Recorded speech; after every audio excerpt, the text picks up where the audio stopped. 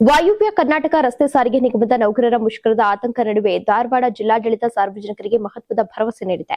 ಜಿಲ್ಲೆಯಲ್ಲಿ ಎಂದಿನಂತೆ ಸಾರಿಗೆ ಸೇವೆ ಮುಂದುವರಿಯಲಿದ್ದು, ಪ್ರಯಾಣಿಕರು ಯಾವುದೇ ಆತಂಕ ಪಡುವ ಅಗತ್ಯ ಇಲ್ಲ ಅಂತ ಜಿಲ್ಲಾಧಿಕಾರಿ ಸ್ನೇಹಲ್ ಆರ್ ತಿಳಿಸಿದ್ದಾರೆ.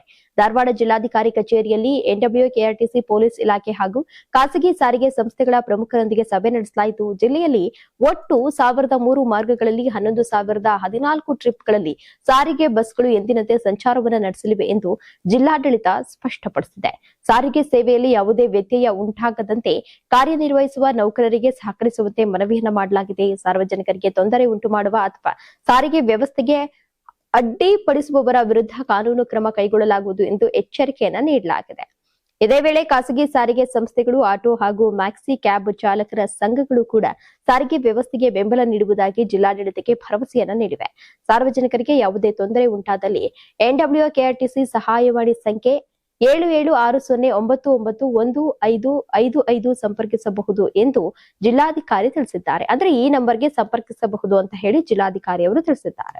ನೀವು ಸಣ್ಣ ಆಗ್ಬೇಕಲ್ವಾ? ಅದು ಒಂದು ಉತ್ತಮ ಆಹಾರದಿಂದ ಸಣ್ಣ ಆಗ್ಬೇಕಲ್ವಾ? ಪ್ರತಿದಿನ ನಮ್ಮ ಜೀನಿ ಸ್ಲಿಮ್ ನ ಯೂಸ್ ಮಾಡಿ ಯಾವುದೇ ಸೈಡ್ ಎಫೆಕ್ಟ್ ಇಲ್ದಂಗೆ ನೀವು ಸಣ್ಣ ಆಗ್ತೀರಾ.